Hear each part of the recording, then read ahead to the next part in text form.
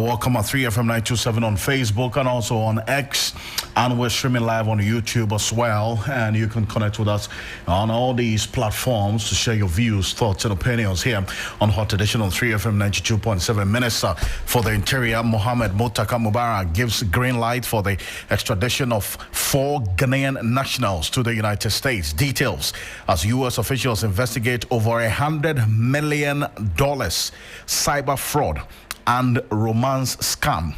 We'll tell you about it. Stay with us.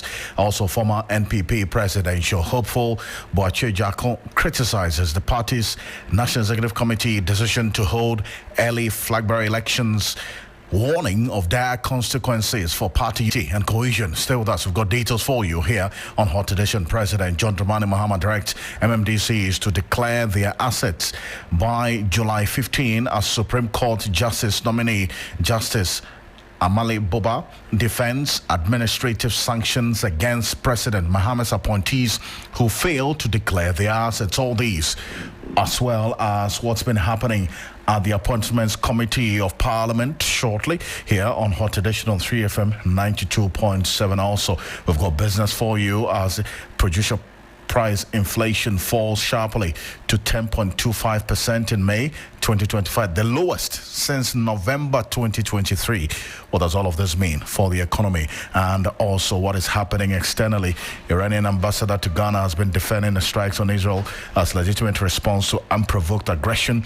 But the most important question for us all is how this Iranian-Israeli-Palestinian war is impacting on the Ghanaian economy. Stay with us. We've got details for you and the latest in the world of sports over the next 1 hour 30 minutes here on Hot Edition on 3FM 92.7. We're also on Kesme 107.1 in Tamale and on W 93.5 in Wa and beyond. Let's set off for a summary of the news now.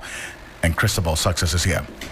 President John Dramani Mahama has directed metropolitan, municipal and district chief executives to declare their assets by July 15, 2025 in line with Article 286 of the Constitution. He stressed that this is key in fighting corruption and rebuilding public trust. He also praised his administration's unprecedented supports for local assemblies through increased funding from the District Assembly's Common Fund.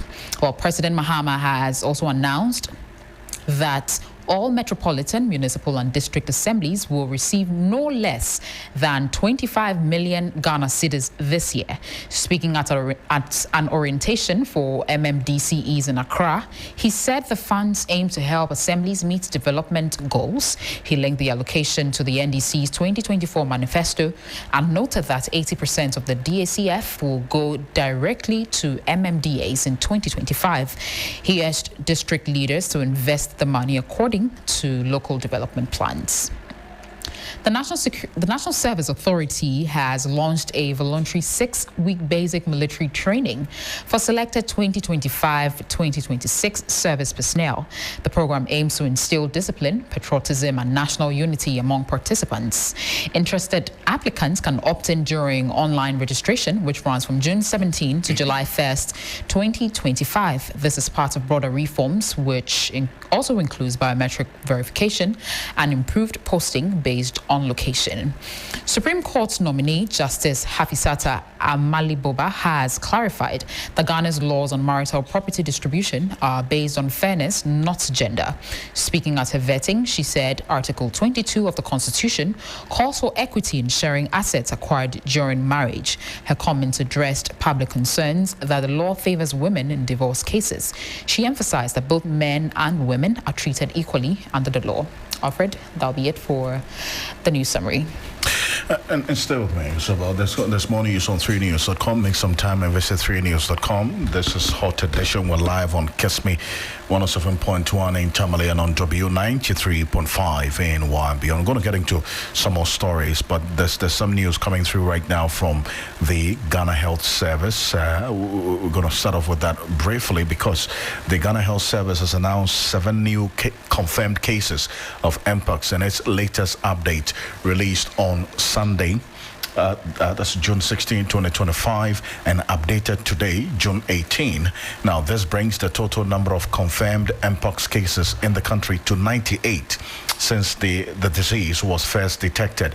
Despite the new infections, Ghana Health Service reports that there have been no new deaths, with the total death toll still at 0. Additionally, there are no active hospital admissions related to Mpox as of the latest update. Mpox, formerly known as monkeypox, spreads mainly through close contact with infected individuals.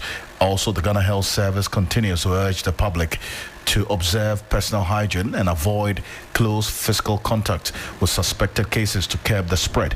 Health authorities also reiterated their commitment to closely monitoring the situation and providing timely updates to keep the public informed. So if you go on our Facebook page at 3FM927, also 3news.com, we'll get some more details on this one from the Ghana Health Service. But let's get into stories. A number of you have been commenting for some time now, as 4 Ghanaian nationals have been arrested and are currently facing extradition to the United States in connection with a large-scale cyber fraud and romance scam. Now, the group is accused of stealing over $100 million from victims. Now, from what we're reading right now, the extradition request issued by the United States Department of State and relayed through the United States Embassy in Accra follows a May 2023 indictment by the United States District Court for the Southern District of New York. The court charged the accused with conspiracy to commit wire fraud and money laundering in relation to a criminal enterprise operating from Ghana. Now, on June 16, the suspect, Isaac Odro Boateng, who has been described as the ringleader, Inusa Ahmed, Derek Van Yeboah, and Patrick Kwame Asari, were arrested and remanded by a magistrate court pending further investigations. Now, prosecutors allege that the group orchestrated large-scale cyber fraud targeting individuals and companies across the United States. The operations involved impersonating company officials via spoofed email accounts to trick victims into authorizing wire transfers. The syndicate allegedly used fake authorization letters bearing forged signatures to deceive victims into transferring hundreds of thousands of dollars into accounts under their control. Additionally, the group ran romance scams targeting individuals. On June 13, the U.S. Embassy formally submitted a request for the arrest and subsequent extradition.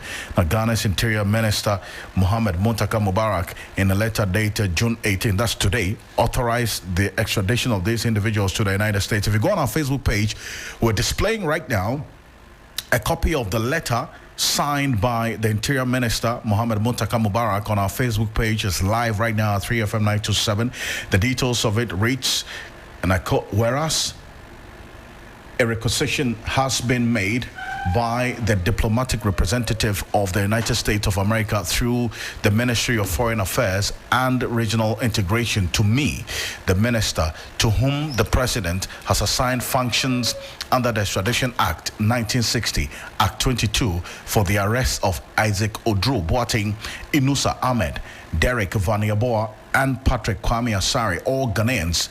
And whereas the said Isaac Odro Boateng, Inusa Ahmed, Derek Van Yeboah, and Patrick Kwame Asari are suspected to be in Ghana.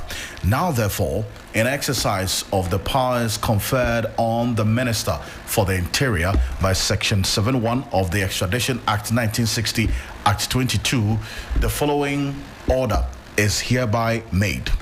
It is hereby significant and also signified that a requisition has been made to me as aforementioned, and also you are hereby requested in accordance with the provision of Section 7.1 of the Extradition Act 1960, Act 22, to issue a warrant for the apprehension of the said Isaac Odro Boateng, Inusa Ahmed, Derek Van Yeboah, and also Kwame Yeboah Asari, for all of which these presents shall be sufficient authority.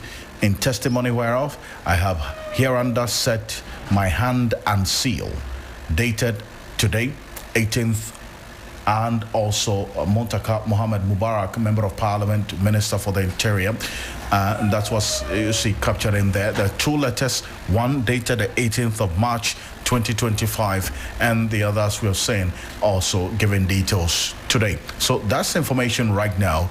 That's this letter. If you go on our Facebook page and also at 3FM 927 on Facebook and on YouTube, you'll see what we have displayed in there. That's got a lot of you reacting to it now, because there's been some images of these four individuals as has been put out there and have been identified as well. Richard Komado is a security consultant and former operative of the National Intelligence Bureau now. That's formerly Bureau of National Intelligence, as BNI, is joining us on the telephone. He has been following a number of these cases quite closely. Mr. Komado, good evening. Thank you for joining us. You're welcome, Nene. Now, seeing the details of this extradition notice and the subsequent approval of the said extradition of these individuals is for Ghanaians by the Minister for the Interior, and they have been described as running a large-scale cyber fraud and romance scam. Now, how does this strike you, first of all? I was aware of the nature of the crime and some individuals behind it. What I wasn't aware is how quickly the U.S. government will pick them up, or affected persons across the globe who collaborate with our security agencies and pick them up. So when I heard the news, they have been placed officially on extradition and our Interior Minister has given a blessing to it, then it strikes me that the levels of the crime, some of us are aware, have gotten to a level where some international decisions will need to be taken. After the reason being that within the cyber crime space, identity theft is one of the huge ones, because that leads to indoctrinations and illegitimate activities using the identities of some other people. And there could be huge transactions within. And to the extent that they have added romance fraud, which is a new thing on the block, it affects a large number of people. And when they have mastered the extent of extortion, the volumes could be high. So once you mention high volume, I can attest to the fact that the volumes must be high. That is where our Interior Minister will want them to go anyway. I mean, you're looking at it at a point where extradition is a heavy topic in this country. I mean, taking into consideration all what is involved the former finance minister, Kenneth Oforiatta, and how things are playing out now. But then again, you see quite clearly the wording of this letter that I just read.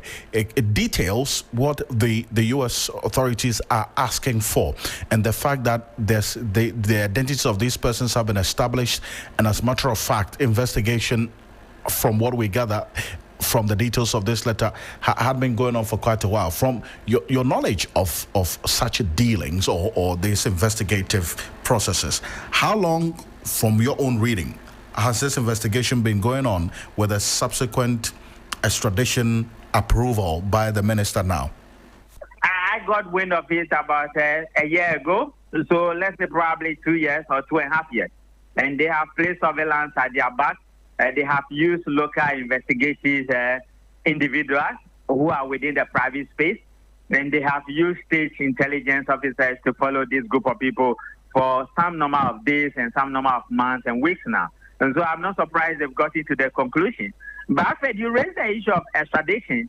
When you become a person of interest, or you have become a person of national security interest, and you deal with issues of spying, you could also be extradited. So for public education purposes, there are a number of crimes that you may committed that may come under extradition. And this particular one, they did not use the Interpol, but because we have a protocol with them on the platform of extradition, that is what the U.S. government triggered, and that is what our Interior Minister is yielding to the request. What is not so clear, that there are lawyers who wage a fight, that whether they will have a fair trial in the U.S. or they could not be tried in this particular country. So in the broader sense of investigation, that is what we are looking out for, and we want to see how it will play out in the general state. I see, but the description of their work, I mean, the fraud that they are reported to have been involved in, large-scale cyber fraud. I mean, from your own knowledge and understanding of this cyber security space, when talk about somebody being involved or a group of persons being involved in large-scale cyber fraud, what are we talking about here? Okay, so they've done what we call the straight thing they've done. The basic one is to take identities of certain prominent people across the group, predominantly the U.S. And they have also taken identities of certain people in Ghana to operate under anonymity. As a result, they have become influencers that their decisions and influences could lead to their victims losing huge sums of money and properties, and their integrity could be affected. Then again, they have also engaged in a new one called romance fraud. Romance fraud predominantly blackmails people, and they lure these people into a category of a web, and within the web, you could be blackmailed, and blackmail means that your identity, your integrity, everything you stand for could be on the line. And it affects people. They take a lot of money from them, they swindle them, they dupe them, and they could play on them for a very long time. And the other side of it is when it comes to money laundering, the money they make out of these people could also be transferred into some other illegal activities. And they might not be the only 4 people involved, because the identities of the people they have copied or they have adopted or cloned could be passed on to some other people. But to the extent that these 4 names are coming out, it means that they are the ringleaders, they are the ones who initiated the trap, they are the ones who participated actively within the cyberspace in the particular fraud they said they have committed.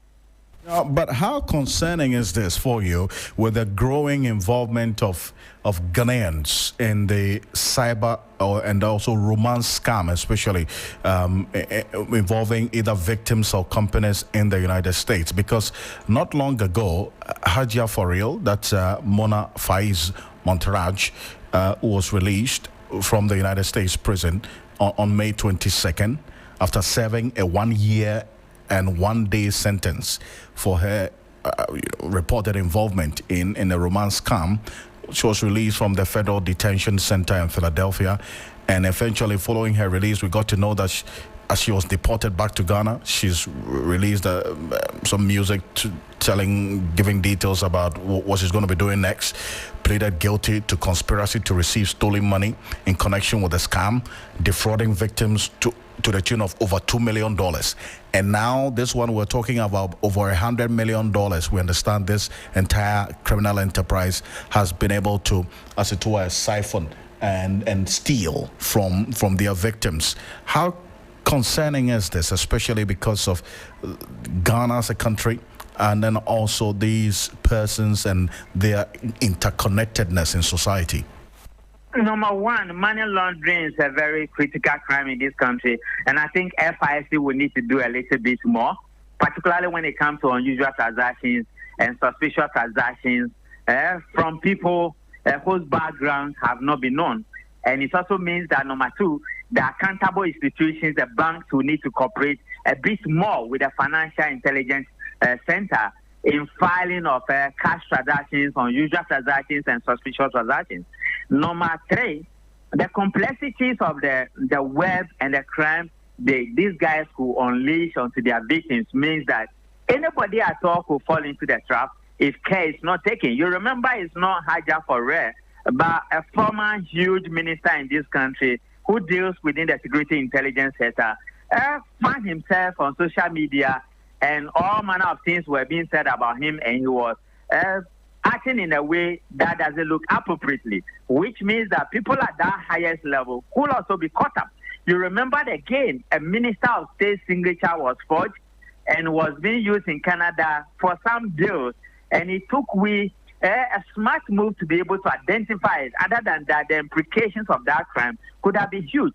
That brings me to the last point by saying that National Cybersecurity Authority should focus more on regulation and making sure that the regulatory authorities given to them has been useful and has been used fully to the core.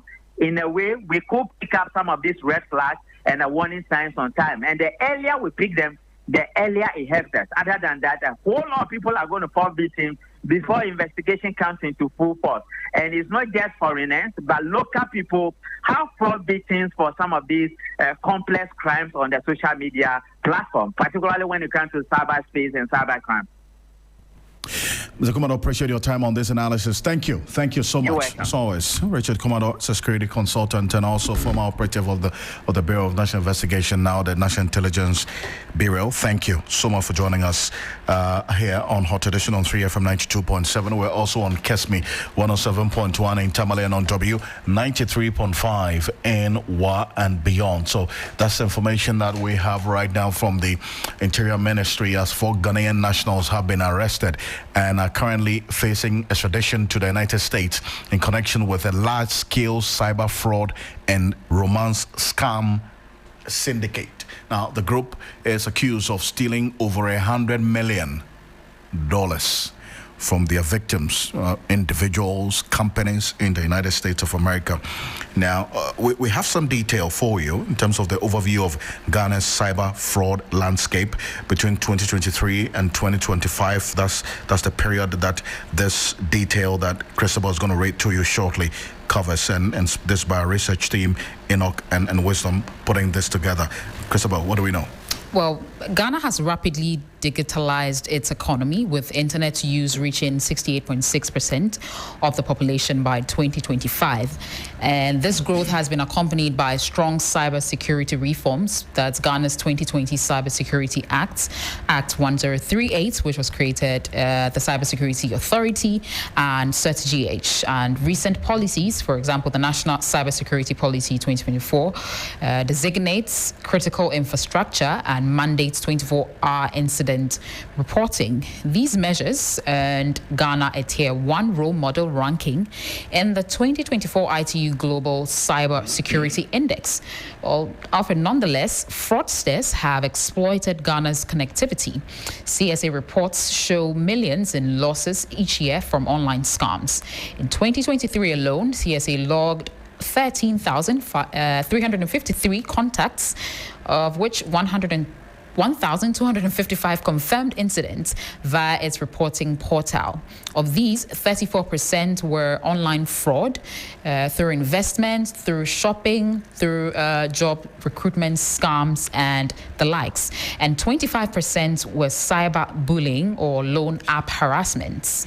This is just what we know. I see, and by CS, you mean the Cyber Security Authority. Yes. In that regard, you would find a lot more detail of this on 3news.com, and this is just to give you an overview of the growing incident of the cyber-related scams in this country, and then also this romance fraud involving Ghanaians, which is a growing phenomenon over the years in this country. So you'll have more of it on 3news.com, but there's one that we're also keeping an eye on, and this has to do with the New Patriotic Party.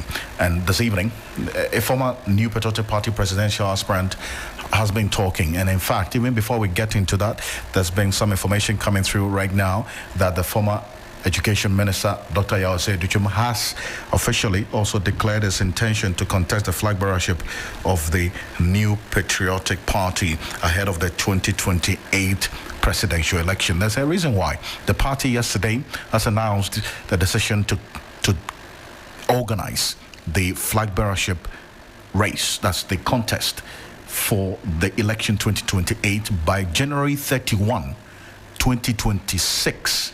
That's generated some conversation. What is Boache Jaco saying?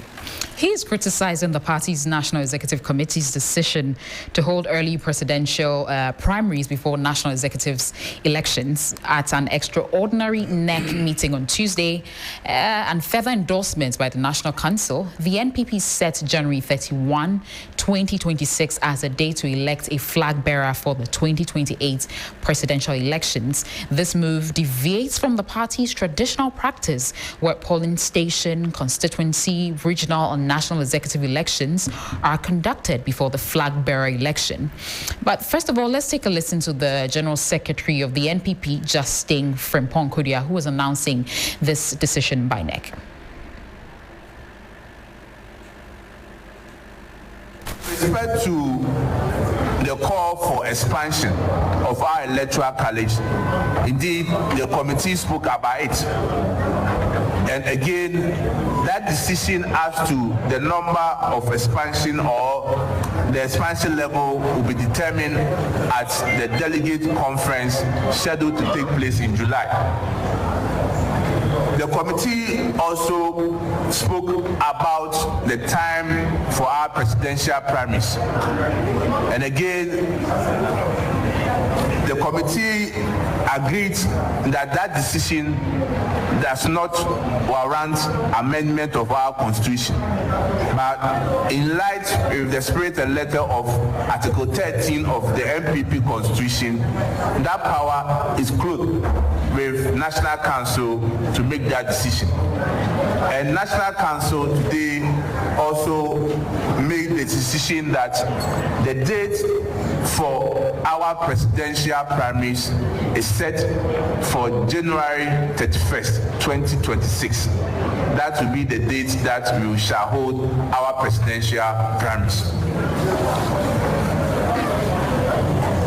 Because there's going to be a proposal or motion for amendment for our constitution, a committee, or what we refer to as a planning committee, has been put in place by National Council to prepare and also implement directive that has been given to them for us to have a successful delegate conference to amend our constitution, the provision that has to be amended.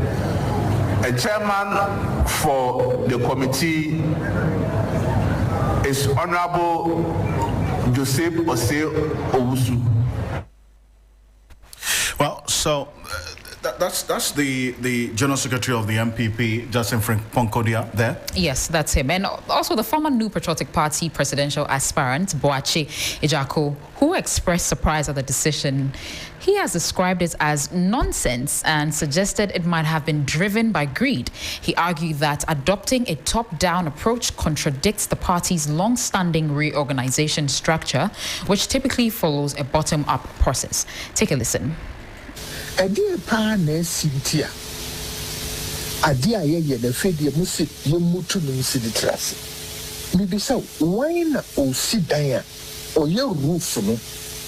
It's not no bare foundation. Why would anyone construct the roof before building the foundation? It's either some people don't understand the game or they are being selfish and greedy. Why would you elect a flag bearer before electing your grassroots executives? If you understood the dynamics of campaigning, what is the point of electing your flag bearer at this time? There are 88,917 human settlements in Ghana. If you elect your flag bearer today and expect him to travel to engage Ghanaians in all these human settlements, he would need 10 years. So what is campaign to see? What's your campaign to see? Who could you flag bearer this time? There are 88,917 human settlements in Ghana. The woman say, when you flag bearer ne, say onchi oma pro any Ghana for kasa in all these community human settlements. Over here 10 years. Alasan go to me but say over 210,000 executives.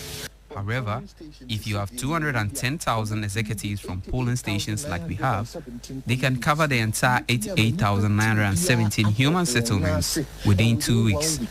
As the party we are selling first and foremost, before the presidential candidate. And son, presidential candidate in there. There is no way one person can win an election for any political party. Every polling station.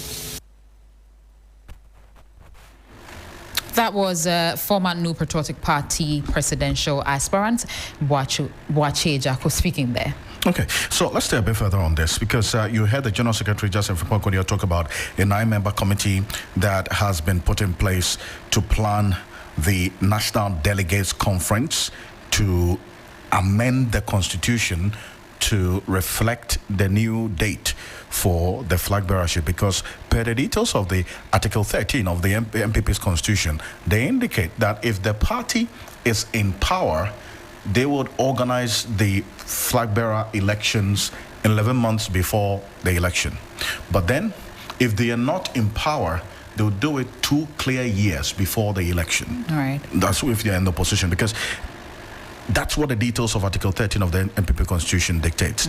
But with the latest announcement yesterday, what that means is that there has to be an amendment of the party's constitution to reflect the fact that now they would conduct the flag bearer election 3 clear years while in opposition before the subsequent election, which is in 2028. And this is what Bache Jacko is talking about. Because what that has done as well is that now they're going to elect their flag bearer before they elect the constituency executives, the regional executives, and the national executives of the party, which is a reverse of what is in the constitution of the party now, that they would first elect the constituency, regional, national executives before the flag bearer. And that's what Bache Jacko is not too happy about. There's one person as well who's been speaking about this we'll get into shortly, but let me acknowledge the presence of Professor Samuel Edujemfi. He is a senior lecturer, Political Science Department, Kwame Nkrumah University of Sciences and Technology. Is a political historian as well. Is well versed in what we're going to be talking about. Professor Samuel Edujemfi, good evening. Thank you for joining us. Good evening, my brother. Now, listening to the General Secretary of the MPP give details of that outcome of the NEC meeting yesterday, specifically about the new date for the flag bearership election, and then Bache Jacko's response or reaction to this. How does all of this get to you? I feel like hiding under my table. I mean, it's strange because you ask yourself that what is the MPP rushing to get into now? It seems to me that they want to satisfy a single agenda to allow a certain clique to hold on to power. Within the MPP itself, the elections that we just held, it was very bad for them, 41% or 42% or so. It suggests to me that if the people decide to go into elections here, the electoral college, to elect leaders, they will indeed select new leaders, knowing that these ones have gone to elections and could not come back with victory. If that is the case, then it's a strategy to also go in and to also entrench the position of the commander-in-chief, here the flag bearer, who also led them into such defeat. Once his position is consolidated, he could use his sphere of influence to compel or to whip all the other individuals who hitherto may vote against this executive to be put to check or to be aligned to vote toward a certain direction, to allow at least Dr. Baumier's constituents to hold.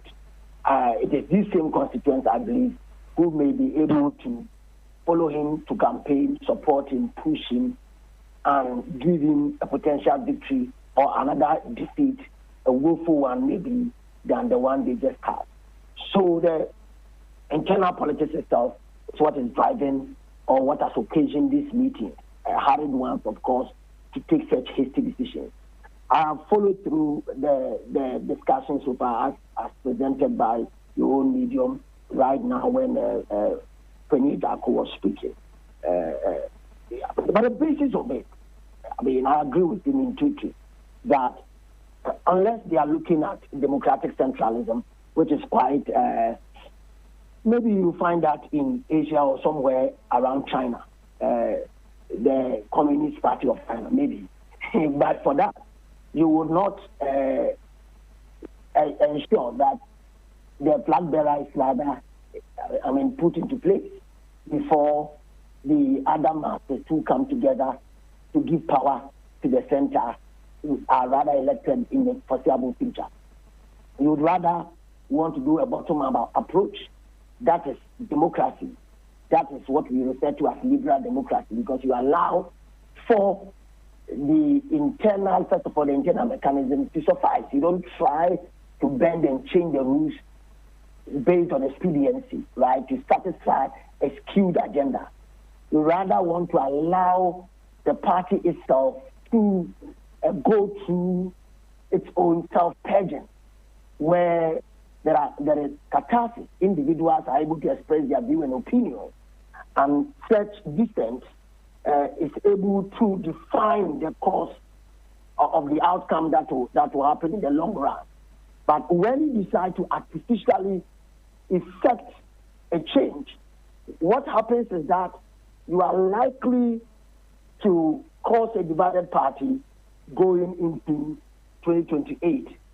And such strategies and such tricks do not really inure to the benefit of the party. I also see the element of having power within the party itself, holding on to it, and also finding ways or strategies to control them. And here, the use of money to buy votes may also rear its ugly head. Recently, a work that was done by my good self and some colleagues, Dr. Sebastian Palu and others, published in Journal of Contemporary Politics. We did some interviews during the primaries, the parliamentary primaries of two constituencies in Ashanti region. The findings are revealing. You will find the MPP, it's almost becoming their stock in trade, where they buy votes. And fundamentally, within their internal democratic arrangement, vote buying is something that it's close to them. So this particular exercise smells moneycracy, it smells corruption, it smells destruction of the party's internal democratic arrangements, among other things. And for me, I feel like hiding under my table is very shameful. I'll tell you a story, an anecdote. The days of Edubuain, I was a young boy in Takrady, in Zongo. My mother suffered a lot post the revolutionary era, arrested and sent to the Air Force barracks, and she was dealt with.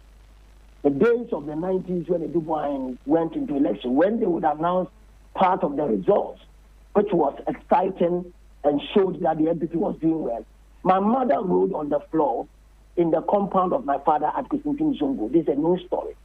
This is the sentiment and the passion some Ghanaians have followed the NPP with. I sit here as an academic, and I'll tell you that I feel as if that some youthful exuberance is guiding the party to be, instead of wit, insight, and that which is committed to build a formidable force that is able to serve as a viable alternative for the country. I can tell you, if the NPP continues on this tangent or trajectory, they would get it wrong in the long run, and the NDC would deal with them in the foreseeable future.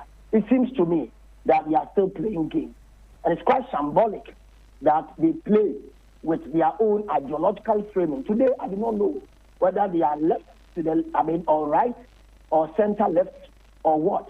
I am told from their meetings that they intend to open an ideological school or something. These are ideas we have put across there over the period. It comes to me also another symbolic and expedient position. Are you now thinking about this? I think that if you are thinking about this, then you must do right.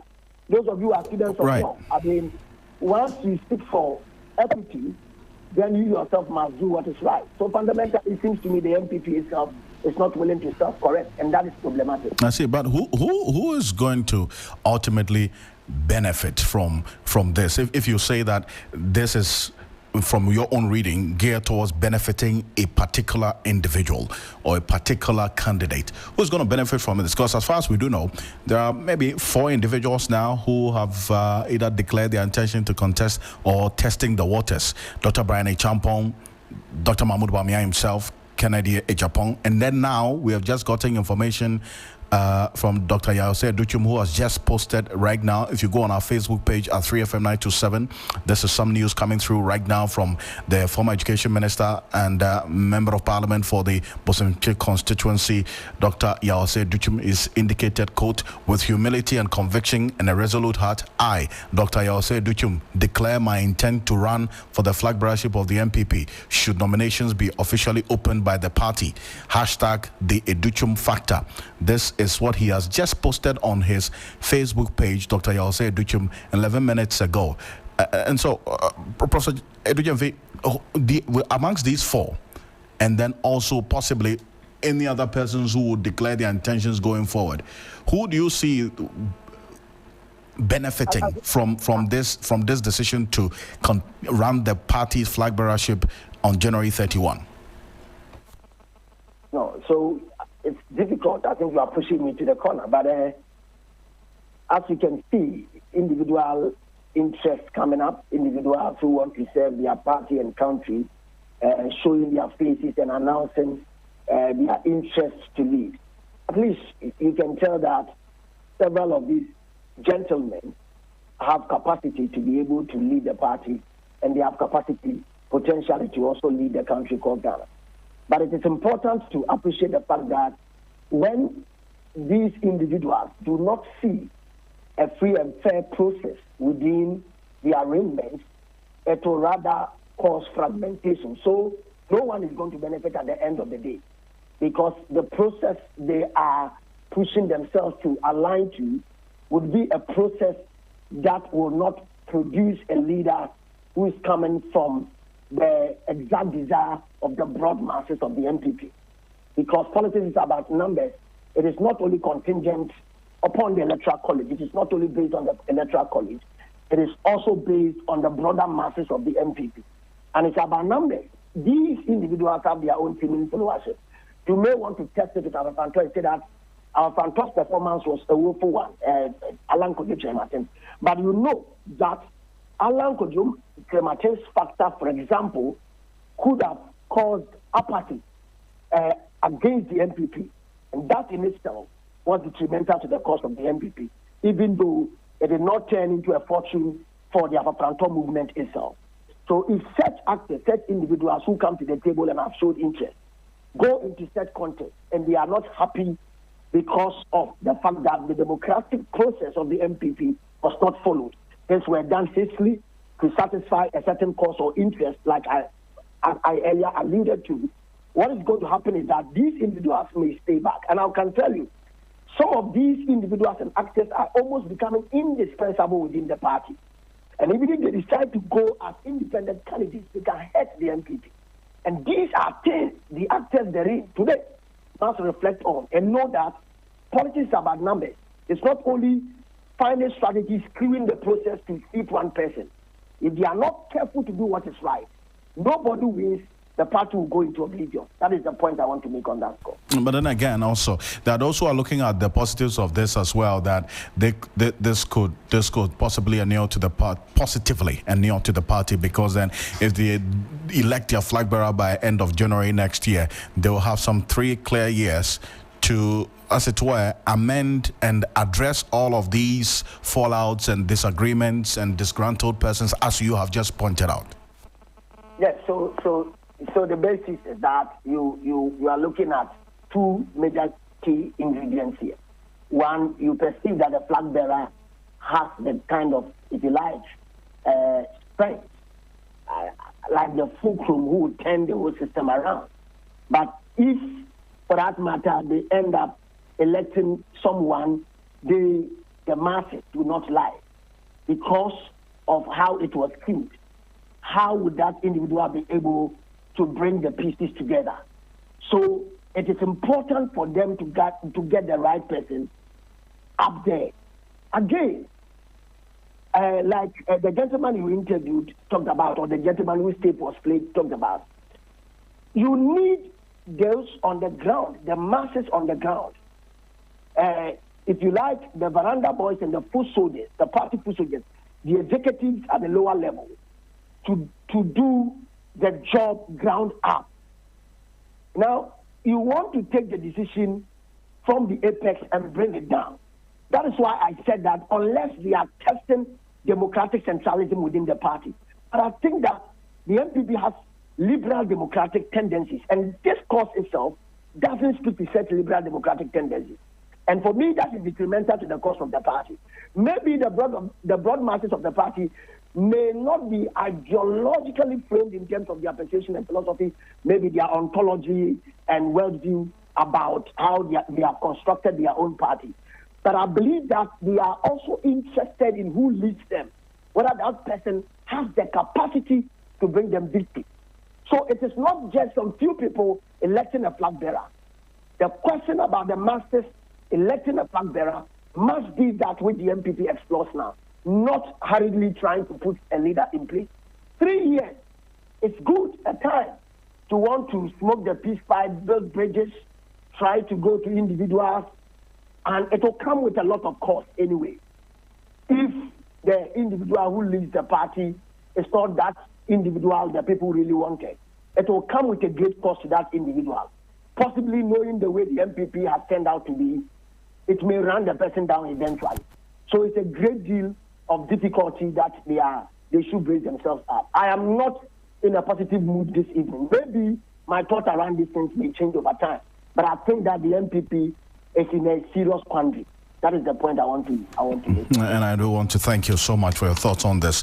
Professor Samuel Edujemfe, thank you for joining us. He is a political historian and also senior lecturer at the Kwame Nkrumah University of Science and Technology Political Science Department. Professor Samuel Edujemfe there. Now, we have the details of this 9-member committee, which we just heard the General Secretary of the party indicate that has been constituted to spearhead the preparation for its upcoming National Delegates Conference. And this was announced at the party's National Executive Committee meeting held yesterday. The high-powered committee will be chaired, from what we do know now, by the First Deputy Speaker of Parliament, the former First Deputy Speaker of Parliament, Joseph Osei-Osu. But who are the other members? We have Vice Chairman Henry Nana Boakye, Dr. Charles Dramina, Haruna Mohammed, who is going to be the secretary.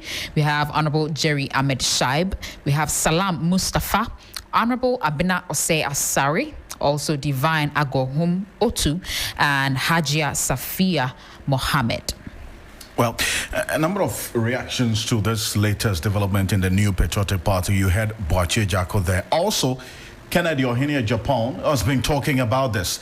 Not too happy. He says that anybody who presents to the NPP members that analysis that a particular individual has to be given the chance more than once to contest as the flag bearer before the person becomes president, because Nana Akufo-Addo and the former president John Agyekum Kufuor all contested more than once as flag bearer before they became president. That history cannot be true. This is what he said. Obia or the MPP Edi Anim Abrana Rollins Ewoha Obi Entimin Kasa Professor Dubois. Ono your friend culture of silence. Ono no to me breaky that time Obi Entimin Kasa Obi Esro Rollins. Everyone was afraid of the late Jerry John Rollins until Eduboahen showed up. We didn't retain Eduboahen because he didn't perform well. Ono kura no okokuma ye no. Okoya ni modern mo answer ni no. Ya mfuna nkobiem. Obi am peso aka no kura kire wa. If someone wants to lie to you, they say President Kufuor contested twice and Nana contested 3 times before becoming president. Mesramo ene biaba ya niafi. Mama mayan to to and someone enya no kura egu yafem. The performance of Kufuor and Akufo-Addo when they contested the elections as MPP flag bearers were impressive. That's why we retained them. Between 3 to 4 months and what year campaign. Now votes are President Kufuor nyaya within that 4 months, no, and yes and no. Ebesa denako. And unti and the President Kufuor as our course second term oko wini. So if someone comes to say someone has contested once, so he should be allowed to contest again, tell them to go and check history. Into a be a person or cultural say, Yansa ma asumesin ko biamwa on starting kabakosam amobi antie. So that's Kennedy Ohene Japan as well there. Clearly not too happy about this decision by also the National Executive Committee of the party. You heard earlier that that's Boakye Jacko a one-time presidential flag, that's the flag bearer hopeful for the NPP, also not too happy about this decision that was communicated yesterday. And this is one that we're keeping the steam on here on Hot Edition on 3FM 92.7. We're also on Kesmi 107.1 in Tamale and on W 93.5 in Wa and beyond. Your thoughts, views, comments, and opinions are welcome at 3FM 927. We'll read out to you and to the rest of the world. But there's some news coming through from the Education Minister. Yes, in a swift policy shift, the government of Ghana is partially removing the power of headmasters to manage school feeding in secondary schools. The buffer stock company will now supply grains to the schools, while the headmasters will continue to supply perishables. This decision comes after several Ghana Education Service reports revealed that students were being served poor quality meals. Speaking at the presidency, the Education Minister Haruna Idrisu says he has commissioned a nationwide audit food served in schools across the country. Ghana Education Service, together with CHAS, it was a pledge in the NDC manifesto to get this back to headmasters, business, and others to do it in order to keep the local economy going. But it appears that at many levels, the quantities and quality of the food is just not good enough. Government is considering a reversal of the policy, but at least for perishables and others up to 40% of that provision will still be provided by the Conference of Heads of Assisted Secondary School, whilst we get a rule for the Ghana buffer stock and then the Ghana Commodity Exchange to deal with grains and others. But for the present, what is important is timely, quality delivery of food. Since December, that is what we have done. I have at least almost through GS released more than $500 million to them. But we are not satisfied with the quality of the food they are sharing. In fact, one evening, I had to, I'm not necessarily a WhatsApp person, so the president had to ask me for my WhatsApp, so I'm now on WhatsApp. So I went getting some WhatsApp to receive a poor quality gari and palm nut served by a school. That is not acceptable. And in terms of quantities, I've even asked the internal auditor of the Ministry of Education to move around the country and give me an audit report. We are engaging with CHAS so that we share it. They will do perishables, then buffer stock and commodity exchange can do the grains in the right quantities. So we are negotiating and discussing it with CHAS. It is not necessarily our wish, but we have a duty to ensure timely, adequate availability of the food. Buffer stock is an entity which was set up. I should recall even me as Minister for Trade at the time playing a role to support them to grow. So they will still undertake some activity, but they will be working with CHAS. Whether you call it a U-turn or a reversal, those are your words. Thank you. Wish to reverse the decision. Not our wish at all. In fact, we decentralized. And as I became minister working with Director General and Free Senior High School, from December till yesterday, we have sent the money directly for them to do the procurement. We've so far 500 to 600 million have been released to them. At least I know 203 million, 208 million, another 100 million released to them. But we are not satisfied with the quantity and the quality of food. That is why we are re-engaging and we are repositioning to share in doing it. We are still at the consultative level, and where appropriate to reverse it, we'll reverse it. Thank you. So that's Education Minister there. But before we go to the business news, let's bring you a quick recall of what happened at the Appointments Committee of Parliament during the vetting of Justice Hafizata Amaliboba earlier today. Yes, there was a tense exchange which erupted today during the vetting of the Supreme Court nominee, which was as a disagreement between the chairman of Parliament's Appointments Committee, Bernard Ahiafo, and Minority Leader Alexander Appiah-Marking in a full public view. The confrontation was sparked when Appiah-Marking posed a question that Chairman Ahiafo ruled as repetitive, insisting it had already been addressed. Interrupting the Minority Leader, leader, Ahiafo directed that the nominees should not respond, citing procedural grounds. A visibly irritated Apenyo Marking pushed back forcefully. I know, I lived in La. That's why I'm asking. I know La very well. So which area? Is it the trade fair area, La Wireless, or where the South La, Nyaniba Estate area? No. It's not. It's within La proper. Yes, it's within La proper. Very well.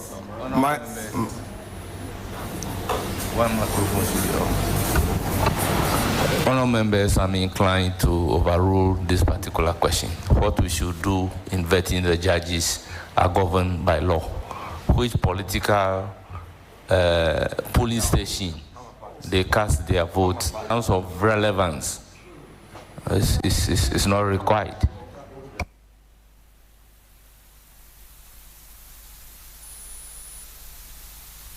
FM 92.7. Lord, grant me patience.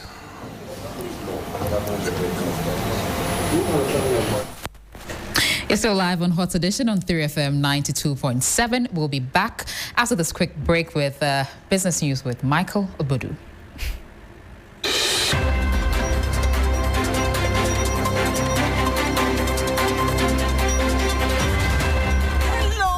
Ghana, it's a new year and Bills Microcredit is here to support your dreams. If you're not working but want to start a business, don't let money stop you. With just your Ghana card, you can get a loan to turn your ideas into reality. Already running a business? Need more capital? Or are you a salary worker looking for extra funds? Bills offers fast and easy loans with no collateral, no deposit, and no SUSI savings required. Wherever you are, whatever you need, Bills makes it happen. Call Bills Microcredit today. Call 0596 920 833 or 0302 200 390 and get started. Bills is licensed and regulated by the Bank of Ghana. Bills, financing your needs. Terms and conditions apply.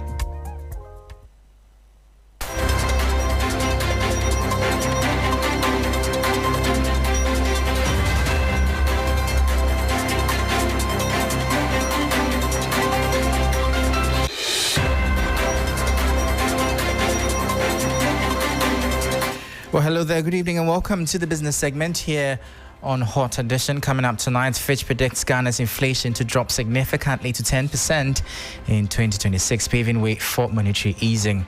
I am Michael Obodu. Details of these and many other stories coming up shortly. Please stay.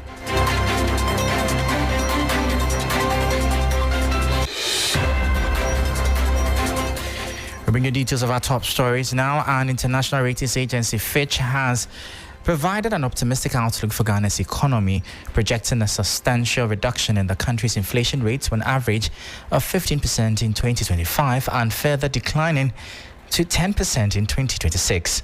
This forecast represents a marked improvement from the estimated 23% average inflation in 2024. There's more in this report. Latest economic assessment, this positive trajectory is primarily driven by a sharp appreciation of the cedi since April 2025, coupled with sustained monetary tightening by the Bank of Ghana and ongoing fiscal consolidation efforts by the government. The agency noted that while the full impact of the cedi's appreciation is still unfolding, it is expected to rapidly contribute to a moderation in domestic inflation, also aided by lower global oil and food prices. In a significant development, Fitch anticipates that the Bank of Ghana will likely commence monetary policy easing in July 2025. This signals a potential shift from the current stringent policy stance as inflationary pressures continue to recede. Ghana's year-on-year inflation for May 2025 dropped to 18.4%, marking the fifth consecutive monthly decline and the lowest level since February 2022. This fall in consumer prices has been largely attributed to reductions in transport fares, a direct consequence of sustained cuts in fuel prices and a deceleration in non-food inflation. And that was a 3 Business News Desk report. Away from that, the Ghana Chamber of Construction Industry has welcomed the government's decision to deploy District Road Improvement Program drip machinery for the construction of farm roads across the country, saying it would significantly help reduce food inflation. The drip initiative, introduced by the previous administration, was designed to equip metropolitan, municipal and district assemblies with the tools and resources to improve local road infrastructure. Speaking to 3 Business, Chief Executive of the Chamber, Emmanuel Cherry, said redirecting the equipment to support agriculture is a step in the right direction, noting that poor road networks remain a major challenge for the sector. Today, food inflation is in ascendancy, and as a result of the bad road natures that we normally have from our farm gates to the various markets. So if the roads are very motorable, a lot of cars will go in there to cut the food to the various marketplaces, and then it will reduce the prices of the food within the various markets. Food inflation will drop drastically. And at the same time, if food inflation drops, it will at least makes the living condition of the populace or the citizens becomes very lively, because you and I know that most of salaries that workers normally get today is nothing to write home about. And the food takes almost 60-70% out of those particular money. So if the food prices drops, automatically salaries will be realized in the pocket of the people. People will begin to live good, and then they'll eat good food, eat good fruits, eat good vegetables, and then live healthy, and then work for the developmental agenda of the entire economy. Emmanuel Cherry is the CEO of the Ghana Chamber of Construction Industry. Now, Governor of the Bank of Ghana, Dr. Johnson Esiama, has issued a compelling call on the country's banks and financial service providers, urging them to proactively expand access to inclusive financial products, particularly for underserved communities. His remarks came during the Ghana Association of Banks Industry Thought Leadership event in Accra, themed Banking the Last Mile, an industry-led strategy for accelerating digital finance. This report has the details. The governor of the central bank, Dr. Johnson Esiama, highlighted the transformation sweeping Ghana's digital finance landscape, noting that mobile money platforms now process over 97% digital transaction volumes and 72% of transaction value. In stark contrast, bank-led digital channels account for less than 1% of transaction volumes. According to the governor, this divergence is not merely statistical, it is structural, emphasizing that fintechs and telcos are increasingly shaping financial access and consumer behavior. Dr. Siama stressed that banks must reimagine their role within a digitally fragmented environment. The governor revealed that over 4 million Ghanaians have accessed unsecured mobile loans, a service area where traditional financial institutions have been largely absent. This, he noted, underscores a growing disconnect between conventional banking systems and evolving consumer needs. Dr. Johnson Esiama underscored that banking the last mile is no longer just a moral or developmental obligation, but a strategic necessity for the long-term relevance of the banking industry in an increasingly digitized economy. While acknowledging Ghana's robust digital financial infrastructure, including over 24.2 million active mobile money accounts and supportive regulatory frameworks, Dr. Siama cautioned that the next phase of transformation must shift from mere access to real value and from connectivity to meaningful capability.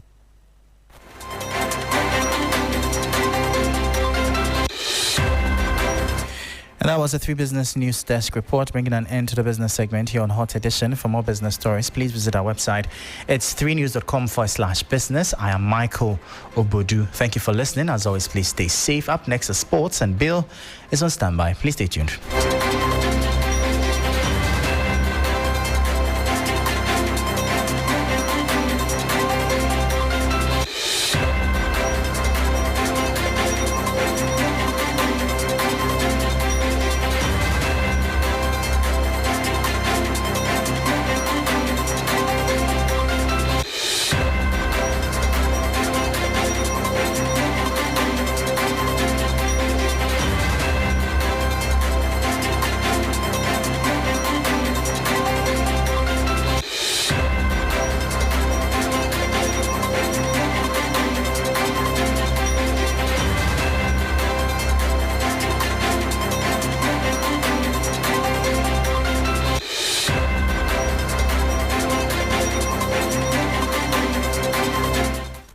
Hello there, good evening and welcome to the sports segment here on the 3FM Hot Edition. My name is Bill Ishen. Starting from the camp of the Black Stars, Jonas Adjete, who plays for Basel and helped them qualify for the Champions League playoffs for next season, has emphasized how proud he is to get the opportunity to feature in the competition. Now, he won the Swiss League with Basel and explained this in an exclusive interview with 3 Sports. The last time your team managed to reach the group stage of the Champions League was in the 2017-18 season. For you personally, I believe you've watched the competition a number of times. What does it feel like for you getting the opportunity to possibly reach that particular level in the Champions League? For me, it's a great honor to play a Champions League. And then we play playoff. I'm just playing everything goes on well, and then we can fit into, because we have to play a playoff and then we shoot in the slot. That is given to both teams. So I just pray we get the win and then we can fit in. But for me to play for Champions League, it's a very great honor. For me, I'm a United fan, so I always watch United, but you know United, we don't do that well, so I always watch Real Madrid, and then I just go to enjoy watching football because my team doesn't progress a little bit, you know. So I just watch. Since I'm a footballer as well, I need to learn certain things and other stuff. That was Jonas Adjete from the Black Stars. Still on the Black Stars, Christopher Bonsuba made a name for himself for the country as he featured in the Unity Cup in back-to-back games against Nigeria and Trinidad and Tobago. Now, in a sit-down with my colleague Akosi AJ, he revealed what his motivation is and how he managed to perform for the team. Christopher Bonsuba carries the memory of his late mother close to his heart, with a tattoo of her on his arm and a cherished piece of jewelry around her neck.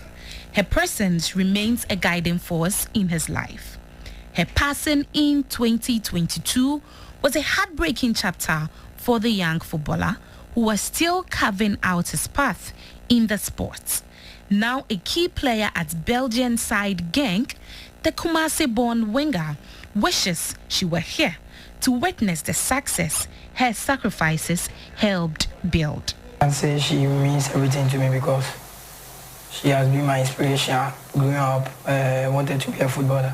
She has been supporting me through the hard times and everything. So when I heard she was not around, I was just broke down. So I think wherever I go, she's with me. So that's why anywhere I go, anywhere I move, I go with her. Yeah, I was hoping she would be alive so she can witness what's going on this time, but everything happens for a reason, so I can't say much. His journey hasn't been without challenges. From his early days at Shooting Stars in Accra to a stint with Sarpsborg 08 in Norway, Bonsu's rise to prominence in the Belgian Pro League has been marked by resilience. He draws deep inspiration from the late Christian Atsu, whom he idolized. Christian Atsu, not in Ghana, in the whole world. Christian Atsu. The whole world? Yeah. Why?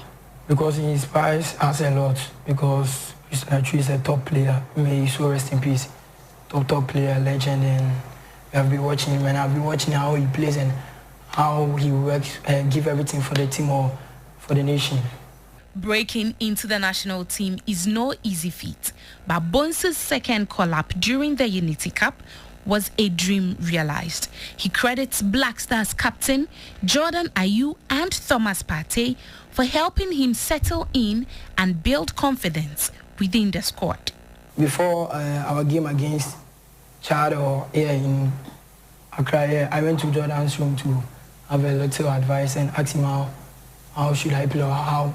So I think he's very, very friendly, very, very good guy because they don't show, they just open up and express their feelings and make you feel okay, you are part of the team, just enjoy the moment. Yeah. As the World Cup approaches, Bonsu remains laser-focused on delivering another standout season, hoping to earn a spot on the final call-up and continue honoring his mother's legacy through his performances. That was a story there on Christopher Bonsuba. Moving on to Europe, the Premier League have officially released their fixtures for the 2025-26 season. And here are the opening fixtures. Liverpool will face Bournemouth, Aston Villa will face Newcastle, Brighton will face Fulham, Sunderland will face West Ham, Tottenham will face Burnley, Nottingham Forest will face Brentford, Wolves will face Man City, Chelsea will face Crystal Palace, Manchester United will be facing Arsenal, and Leeds United will be facing Everton. Remember, the opening fixture is between Liverpool and Bournemouth, but Manchester United have a tough run of fixtures for the opening 5 games. They'll be facing Arsenal on game week 1, Fulham on game week 2, Burnley on game week 3, Manchester City in game week 4, and Chelsea in game week 5. Now, Manchester United legend Andy Cole had this to say about the first 5 fixtures. It's a crazy start. I'm not even going to stand there and say, that's going to be a barometer of the season, because to have a start like that, you got to try and hit the ground running. So it'd be interesting. Fingers crossed to be able to go out there, get some positive results early doors, breed confidence, and then move on from there. Yeah, how important is it? I know it's a tough start, but it feels like after the season I've just had. That was Andy Cole speaking there. Now, Michael Owen, who is a former player of Liverpool and also Manchester United, believe that Liverpool are favourites to win the Premier League for 2025-26. He thinks that they are best placed against opponents like Arsenal, Manchester City and other teams. You're looking at the champions again for next season, then they're the team to beat. City, fell quite far down, and they'll do well to pick right back up. They might start building some bridges and some building blocks again, but I can't imagine they're going to bounce right back and win it, personally. I think Arsenal are probably Liverpool's biggest challengers, but at the moment I think everybody's looking at Liverpool thinking, wow, can we beat them? Well, I think the beauty of it is strengthening from a position of strength, and they're that far ahead of everybody at the moment in the Premier League, and they've gone and signed 1 or 2 players already, and 1 or 2 in the pipeline potentially. So, we often saw it, didn't we? When I was a player and Manchester United were dominating, they were winning the league and then going and signing the next best player, Van Persie or whoever it would be, would come and strengthen them from a position of strength. So it looks like that's what Liverpool have done. They've kept their powder dry for, probably a season really. They didn't spend much. They've obviously got Champions League. They've been successful. They'll sell 1 or 2 players, get a lot of money in. So I think they're quite wealthy at the moment and ready to splash the cash. That was Michael Owen speaking there, bringing an end to sports here on the 3FM Hot Edition. My name is Billy Shen. We have Alfred and the rest of the team on standby with a lot more.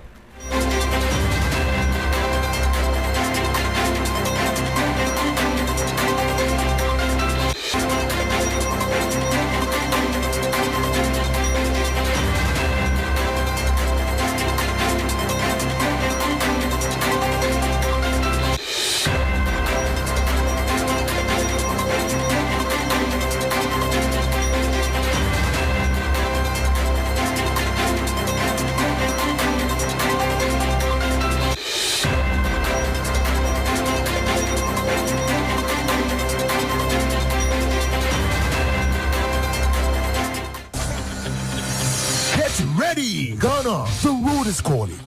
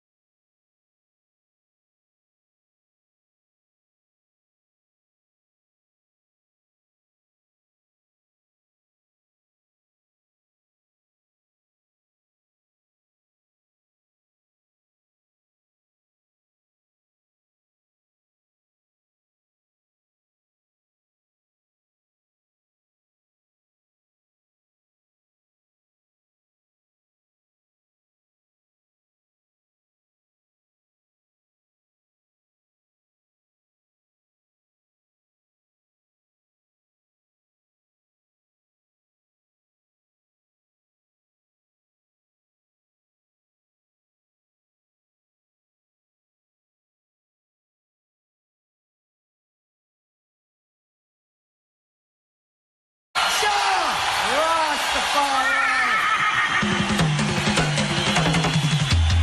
has always been a journey of Pan-Africanism and consciousness. It is your regular taxi driver with the urban blend and 3FM 92.7 in living stereo every day, Monday to Friday from 12:30 p.m. till 3 p.m. This is the show everybody listens to, so your business will certainly do well here. My name, Black Rasta. I am the rootical, hairtical, Don Gargan, Mua Fire, come forward. Atinga ya chika fankare, Azure ya chika fankare, Abama ta chika fankare. 3FM, your urban lifestyle radio. Get ready, Ghana. The road is calling. The wheels are spinning.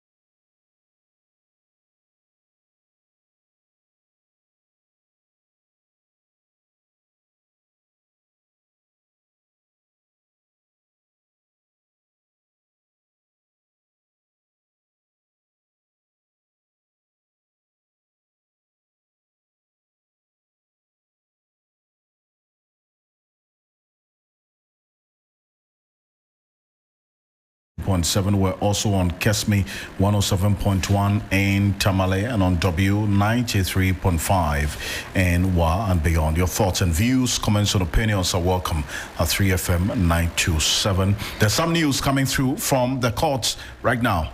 Yes, the Human Rights Court has dismissed an application by former Finance Minister Ken Ofori-Atta seeking to prevent the Office of the Special Prosecutor from declaring him a wanted person ahead of his scheduled appearance on June 2, 2025. The court ruled that his claims of rights violations did not meet the legal threshold for an injunction and noted that any reputational harm could be remedied through damages.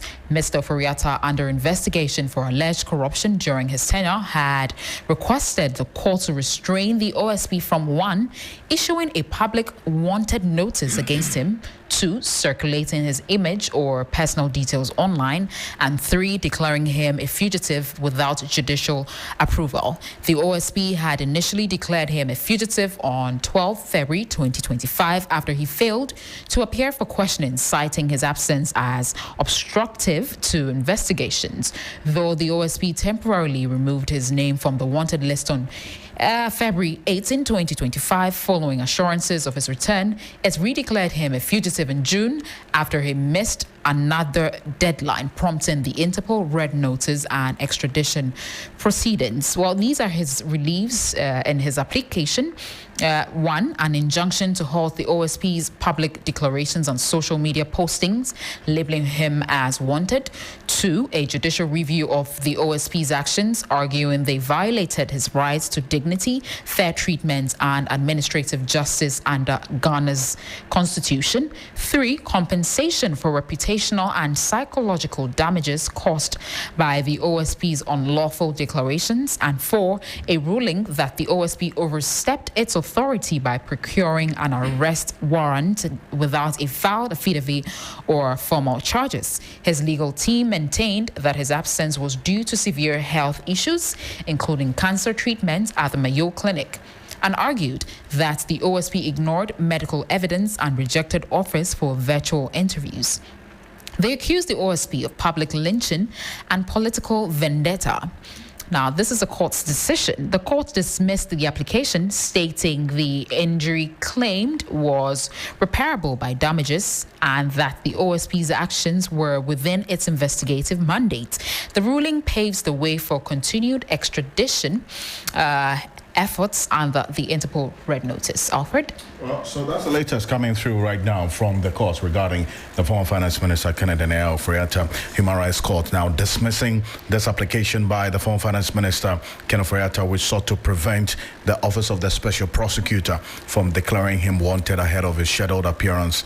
That was sometime in the 2nd of June. Now, this comes on the heels of the letter from his wife detailing a successful procedure that he had gone through on Friday. Martin Pebu, private legal practitioner, says this latest development and his wife's letter does not do Kenneth Ofori-Atta's case any good. Take a listen to him. The same bad faith that has clouded this attempt by Ofori-Atta to get a further extension, okay? So the bad faith he exercised when he was seeking the postponement in February has caught up with him. So you see that now there is very little sympathy for his case. Let me explain further. So you know that around February 18th, yes, he was declared wanted on 12th, right? And then removed, I think, about 18 February. Now, in the negotiations to remove him, Ofori-Atta's letter said that he was going to go through a possible surgical procedure on 20th and 21st March, right?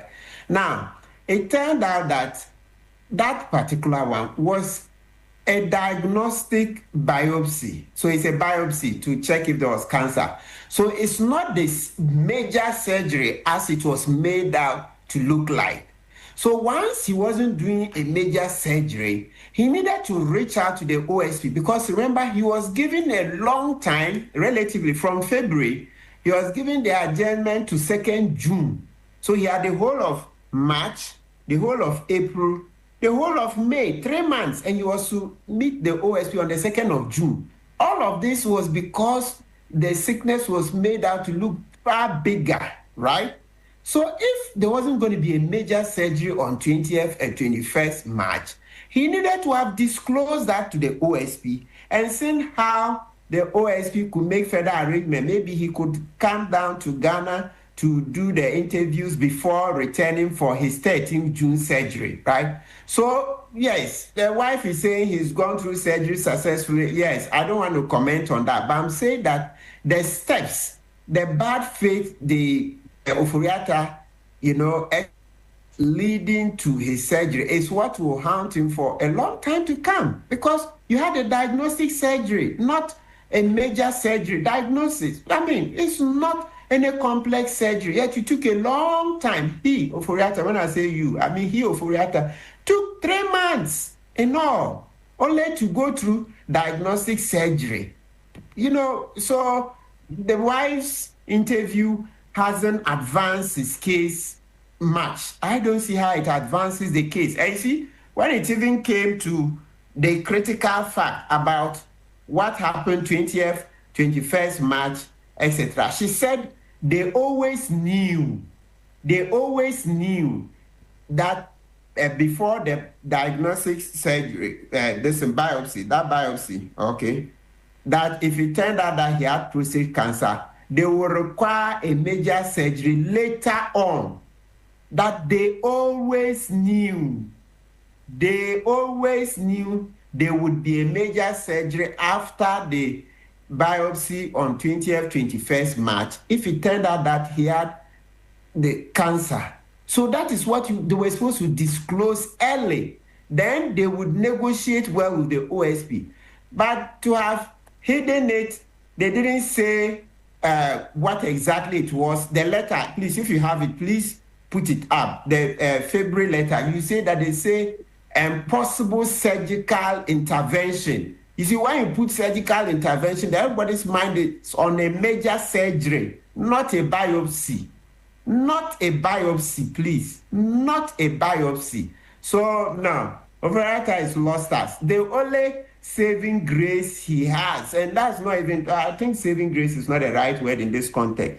Well, so let's just say that let's say that offer that they should interview him via this a virtual interview is what seems to give a bit of credibility to his case.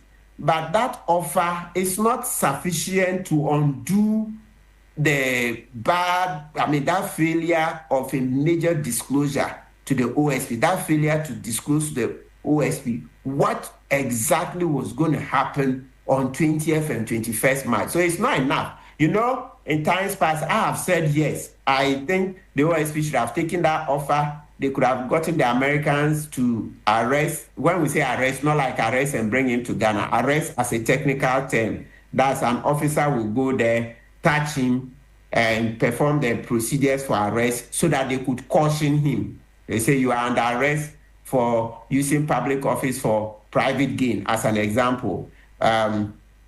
Anything you say, blah, blah, blah, will be taken down, blah, blah, blah, blah, and used in a court of law. All those things, read his rights and all those to him, just for the purpose of taking the statement, and then they will let him continue to be in America. So, yes, I said that Kissie Jabin should have also taken that offer.